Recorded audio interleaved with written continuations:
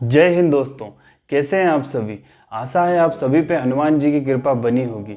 तो आज हम बात करेंगे हमारे देश के प्यारे भाइयों और बहनों के बारे में जो कि सरकारी नौकरी की तैयारी में लगे हुए हैं।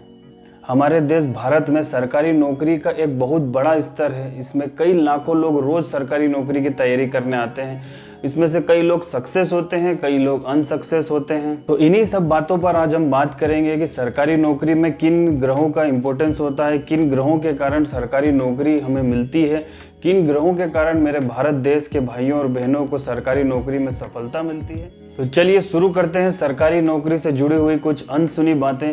पर उससे पहले आपसे निवेदन है कि अगर वीडियो आपको पसंद आई हुई तो प्लीज़ वीडियो को लाइक कर दीजिए और प्लीज़ सब्सक्राइब जरूर कर दीजिए।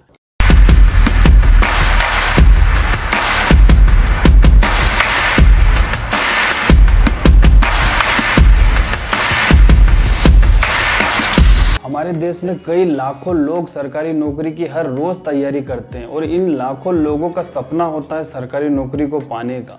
हमारे देश में एक बहुत बड़ा कंपटीशन है सरकारी नौकरी में।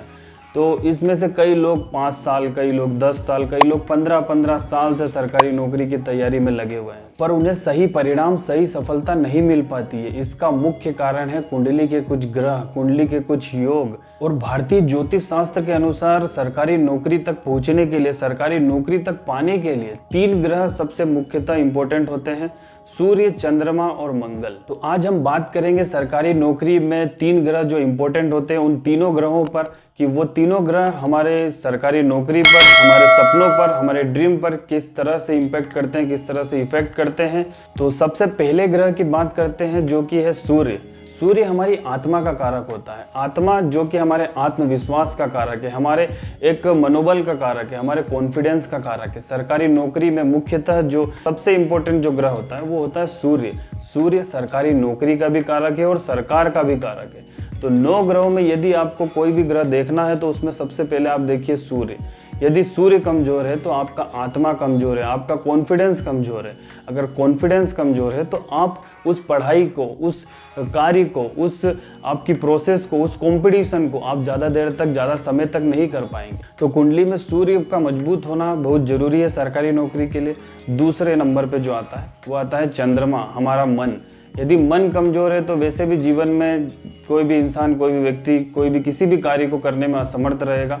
और सरकारी नौकरी के लिए चंद्रमा बहुत महत्वपूर्ण ग्रह है, क्योंकि सरकारी नौकरी में 8 साल, 10 साल, 15 साल, करीब 20-20 साल तक लोग तैयारी करते रहते हैं। आज विद्यार्थी कर रहे हैं तैयारी और करीब लोगों को इसमें 10 साल तक सारी चीज़ें छोड़नी पड़ती है, 15 साल तक सारी चीज़ें छोड़नी पड़ती है। तो उसके लिए मन का मजबूत होना बहुत ज़रूरी है। मन में संघर्ष की एक भावना होनी बहुत ज़रूरी है। तो मन का मजबूत होना, मन का स्थिर होना, ये एक ज़रूरी है। तो इसके लिए हमें देखना होगा कि हमारा चंद्रमा कमज़ोर है या बलवान है। यदि बलवान है तो सरकारी नौकरी आपको जल्दी हासिल हो जाएगी। यदि कमज़ोर है तो आप उस चीज़ को जल्दी से क्वाइट कर देंगे या छोड़ के चले जाएंगे, क्योंकि आपके अंदर वो एक स्थिरता नहीं रहेगी, आपके अंदर एक स्टेबिलिटी नहीं रहेगी। तो मतलब कि हमें चंद्रमा को मजबूत करना बहुत ज़रूरी है सरकारी नौकरी के लिए।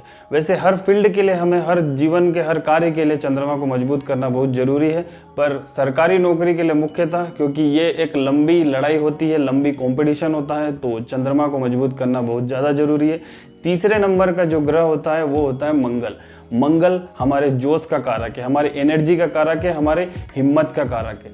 तो सरकारी नौकरी में मैंने जैसा आपको बोला कि लाखों लोग उसमें भाग लेते हैं, हिस्सा लेते हैं। उस लाखों लोगों में कुछ चंद लोग ही उसमें सिलेक्शन होता है। तो वो चंद लोगों में लाने का काम ही मंगल करता है। उन सारे लाखों लोगों को कंपटीशन देने का काम मंगल करता है। मंगल साहस है, मंगल लड़ाई है। तो हमारे अंदर वो भावना होनी चाहिए कि मुझे इन लाखों लोगों से लड़ाई करनी है, मुझे इन लाखों लोगों को कंपटीशन देना है। तो मंगल को मजबूत करना भी सरकारी नौकरी के लिए एक महत्वपूर्ण विषय है।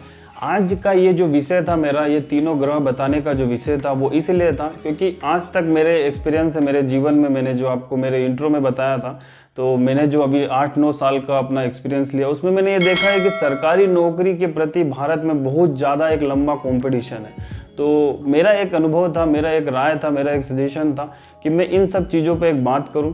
और इन 3 ग्रह जो आपके सरकारी नौकरी तक पहुंचने में, सरकारी नौकरी तक जाने में बहुत कैपेबल आपको बना सकते हैं, बहुत ज़्यादा आपको उसके लिए फोर्स कर सकते हैं, उसके लिए आपको एक मोटिवेट कर सकते हैं अगर ये तीनों ग्रह आपके मजबूत हुए तो। पर उसके बारे में हमें पता होना चाहिए, हमें गाइड होना चाहिए, क्योंकि कुंडली आप सभी अपनी अपनी कभी ना कभी किसी न किसी पंडित को दिखाई होगी, उन्होंने कुछ उपाय बताए होंगे, पर प्रॉपर उपाय, उस बीमारी की प्रॉपर दवाई ये आपको आज तक नहीं मिल पाई होगी। तो ये सरकारी नौकरी की एक असफलता, सरकारी नौकरी के प्रति एक संघर्ष के प्रति एक छोटा सा आप लोगों के लिए एक जो सॉल्यूशन था, एक जो दवाई था, ये मेरी तरफ से था कि उसकी सबसे इम्पोर्टेंट जो दवाई है वो 3 ग्रह हैं। यदि हम इन 3 ग्रहों को मजबूत कर लें, 3 ग्रहों को बल दे दें, तो सरकारी नौकरी तक पहुंचना हमारे लिए बहुत आसान हो जाता है। क्योंकि यदि हम किसी कार्य को 10 साल दे रहे हैं, 5 साल दे रहे हैं, तो हम इस चीज़ को भी कुछ समय हमें देना चाहिए, ज्योतिष को भी कुछ समय देना चाहिए, अध्यात्म को भी कुछ समय देना चाहिए, क्योंकि ये पूरी चीज़ें साइंस की तरह काम करती है। मेरे इंट्रो वीडियो में मैंने ये सारी चीज़ें आप लोग एक्सप्लेन की है। तो जो भी मेरे प्यारे भाई और बहनों जो भी सरकारी नौकरी की तैयारी कर रहे हैं और काफ़ी समय से कर रहे हैं, उन्हें सही सफलता नहीं मिल पाई है, तो अपनी अपनी कुंडली खोलिए। कुंडली खोलने के लिए आप सभी के पास एक सॉफ्टवेयर होता ही होगा। आज के टाइम पे सॉफ्टवेयर मिलना एक आसान बात हो गई है। कुंडली खोलिए, उसमें देखिए सूर्य की स्थिति, उसमें देखिए चंद्रमा की स्थिति, उसमें देखिए मंगल की स्थिति, और यदि आप उसकी स्थिति देख करके उसकी राशि हमें बता सकते हैं तो कमेंट में बताइए, या तो अपनी अपनी कुंडली खोल करके उसका एक स्क्रीनशॉट कमेंट में आप दे दीजिए।